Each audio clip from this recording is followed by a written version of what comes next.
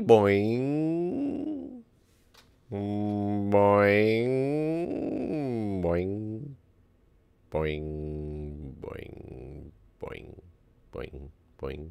Boing. Well, hello everybody and welcome back. It is Jeff again and I'm coming to you from the Mindcrack server.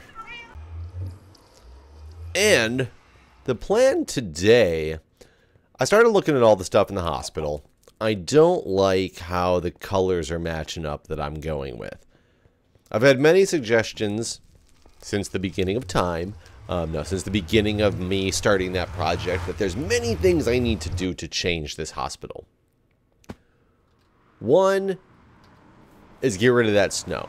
That will eventually happen. Maybe not yet. We will see. That is definitely in the plan at some point, but that is not top priority. Number two is that I need to use a lot more quartz in there, which was part of the original plan. I have not had the time to go get the quartz. I have not had the resources to get the quartz. But, etho and pause. No etho and pause. But, I do have an option of getting the quartz if I can get a Fortune 3 pick. I had one once. I lost it. It was sad. However, in new realizations for myself, which you guys probably already knew, I think it's this way. New realizations for myself, which you guys probably already knew, oh, it's not this way, are the fact that when you're using the enchanting table, you can enchant books, and I didn't realize you could keep stacking those books on top of each other. I don't know why that thought process never had crossed my mind before. Adlington, I thought it was somewhere in here. I must be wrong. And no, this is right. And basically, I realized that maybe I should just go to the end, spend some time in the area here at the end, enchanting books to try to get fortune. Once I get fortune, I can just pop it on a pick. I don't have to worry about wasting my diamonds and be good to go. I started looking at the enchantment calculator, found out that on a level 30 enchant, I have a 0.4% chance of getting Fortune 3. However, I have a 2% chance at level 27 or 28 of getting Fortune 2. I can probably start doing a lot of enchants at level 27 and 28 and try to get a couple Fortune 2 books that I can put together because honestly, numbers of experience are not an issue. Once you're over here in the Ender Farm, you basically have XP for as long as you ever want to have XP for. It is a great setup XP farm. It gives you lots of XP extremely quickly. There's a beacon around here so that you don't have to deal with, oh my god, it's so loud. I am going to take my sound and turn the sound extremely low for this episode because you have no reason to hear these guys yelling and screaming the entire time that I'm doing this because a lot of this episode is going to be me sitting here killing Enderman. The cool thing is about me sitting here killing Enderman, I really don't have to think too hard and therefore I can actually talk, tell stories, relax, have a drink, you know, whatever I feel like doing. I can do all that stuff, which is awesome. So we are going to start out by, keep going outside. I need to get to the other side of this thing. Okay, 27. Let's see. What do I need? Because right now they have plenty of books over here. Somebody was awesome. Holy crap. They stocked this thing up. Awesome. Let's see. Oh, that's weapons. Let's see if anybody's got any fortune. Nope. Nobody's got any fortune stuff. So let me just grab a stack of books. We're going to take the stack of books. We're going to go to the enchanting table. If I put it in here, I don't have the option for a 27. I need to get the torches down in just the right way in order to make a 27 be possible. Let's see what happens when I do this one. Gives me a 28. 28's okay. Does it ever go down to 27 or not? It does not. So, just out of curiosity, let's put another one there. 26. This is always going to be 26, huh? 28's okay. It's got the same probability, but I would like to get this down to a 27. I think I might be able to do it by doing something like that. 24. Oop, I almost put a 24 on there. Nope, I guess not. How did I do that? Did I duplicate a book?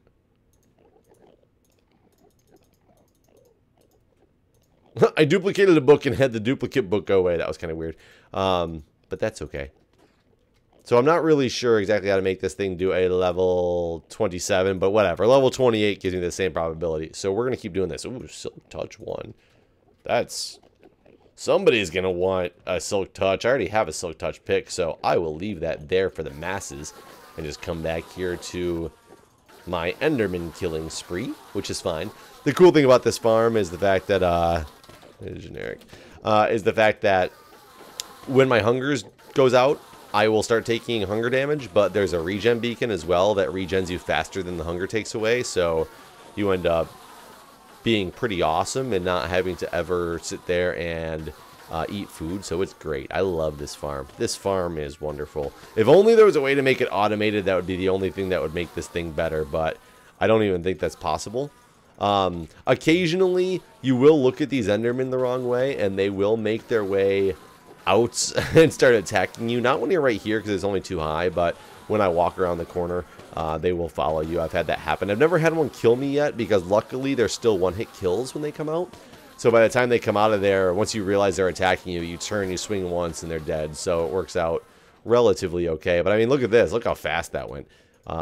28. Power 3. Power 3 is not bad. But now we got to go back to the grind. So,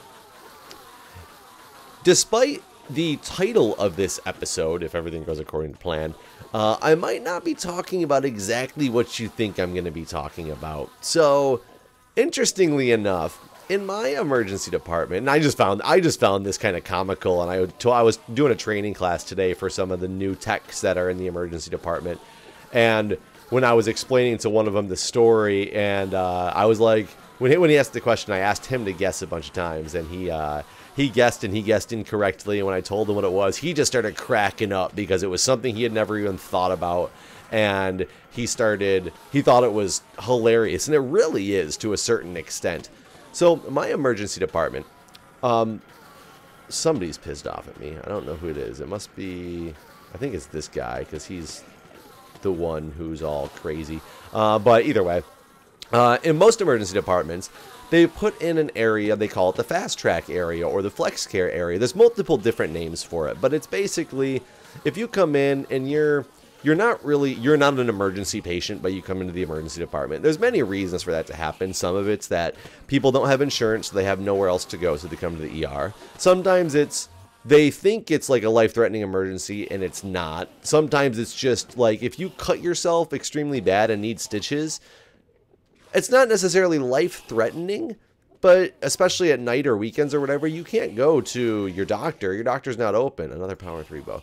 You can't go to your doctor. Your doctor's not open, so you end up going to the emergency department. I mean, it's what you have to do, is you have to go to the emergency department.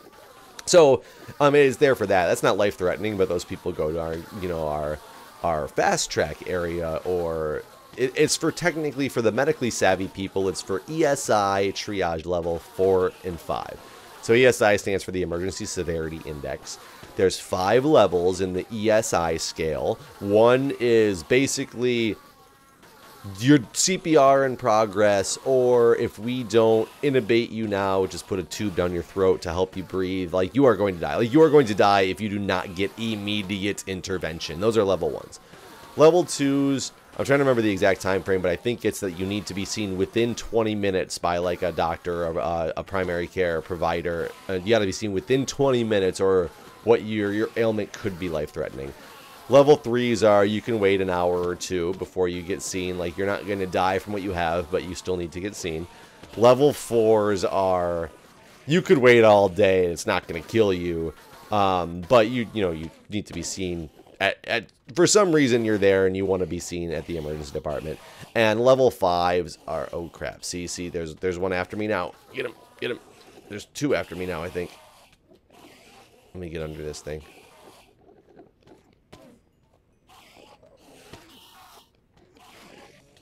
I want to come back out, try to draw his fire. Either way, level 5s are essentially people who are on vacation, not even on vacation, but good examples, people who are on vacation and lost all their prescriptions, like their baggage got like delayed in the plane, or their baggage got, the plane didn't bring their bag to the right airport, so they are now without their medications and need medications. They're not actually sick, but they need something, or they eventually, it could cause a problem. Efficiency 3 is a good one. They need something, or it could cause a problem. So that's how the emergency severity index scale works. So if you're a level 4 or 5, you can go over to this, you know, ambulatory care area. And, oh God, efficiency. I'm trying to keep this stuff all organized. Power. I want to get rid of all these. I think we have so many ender pearls that there's no need to keep them. I think there's a trash somewhere. Let me make sure they're not storing them anywhere. That was a lot of books there. What are these books? Knockback. Real quick going through. Nothing good. Okay. Continuing on looking for fortune.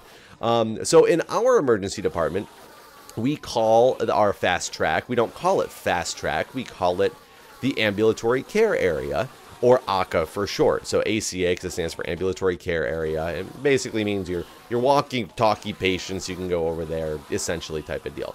So we always call it our ACA area. Between all the other MedStar facilities, like a lot of fast track, flex care, whatever, we kind of know the lingo for each hospital and what they call their area. And ours has always been ACA.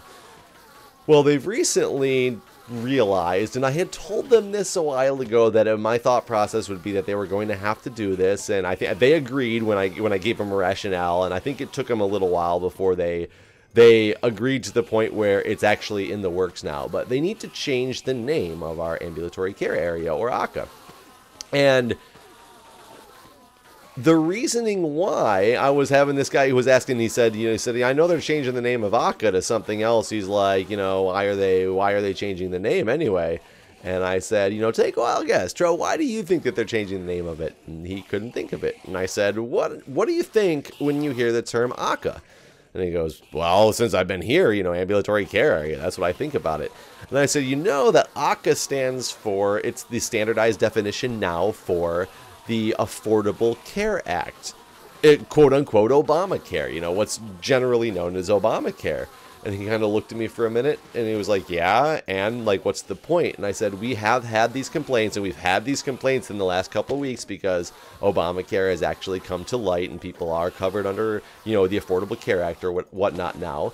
They will come into the emergency department, glance over at a sign that says ACA, when it's the ACA area for our ambulatory care area, and they will actually, we've had people complain and say, why would you make the Obamacare patients go to a different part of your emergency department?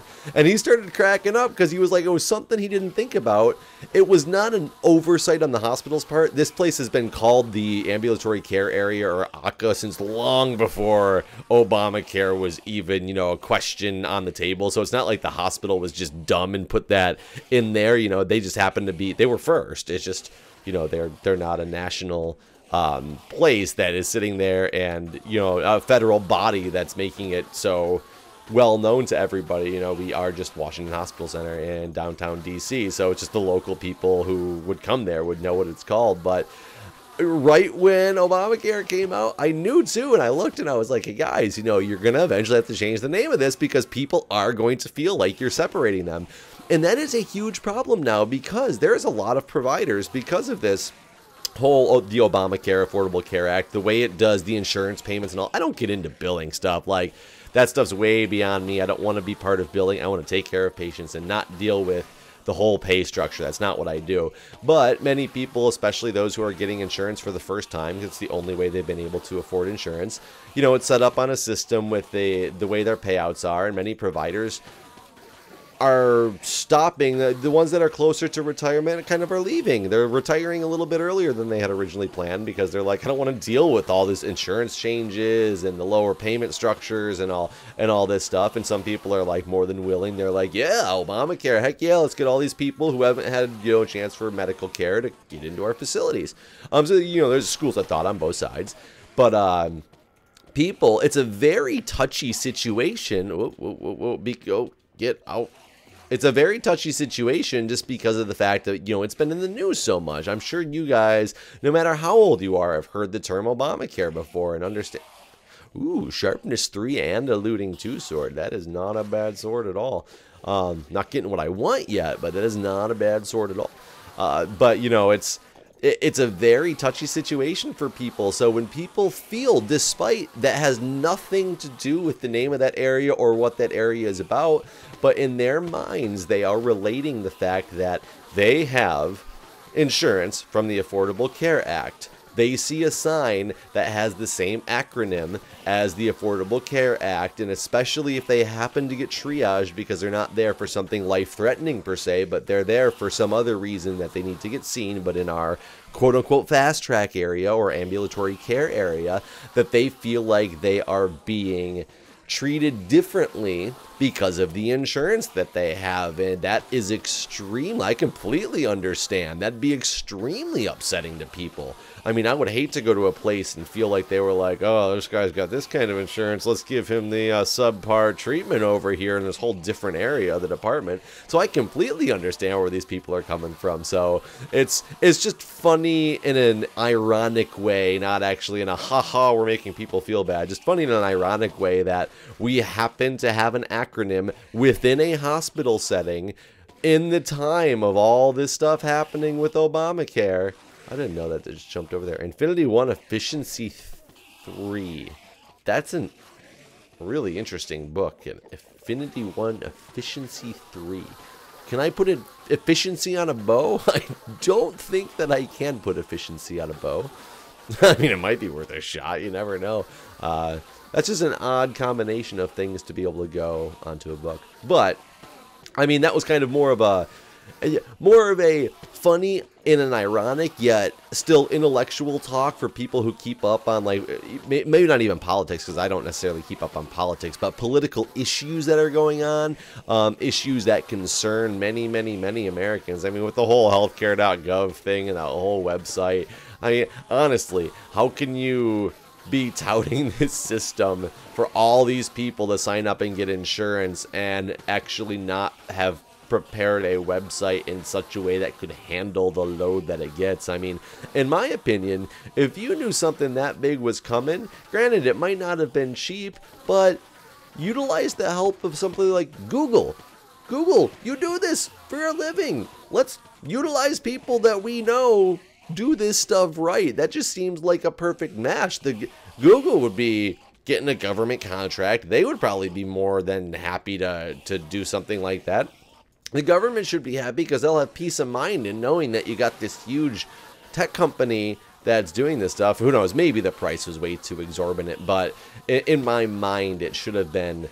I can't say it should have been as easy as that because, you know, of course, it's all about bidding and, you know, whose hand pets what back or scratches whose back, whatnot. You know, government politics. Politics is a brutal, brutal, brutal topic to ever bring up. That's one of the reasons I really don't keep up on politics much, is because I don't like getting into the arguments related to politics that often come up when you bring up a political conversation or situation. And trust me, I've been in many political arguments with people. You know, people very close to me, like the girlfriend. She's very, very opinionated in the political sense, and I'm not. And it was during the primaries last year when, oh no, it wasn't even during the primaries. It was during the debates and things like that.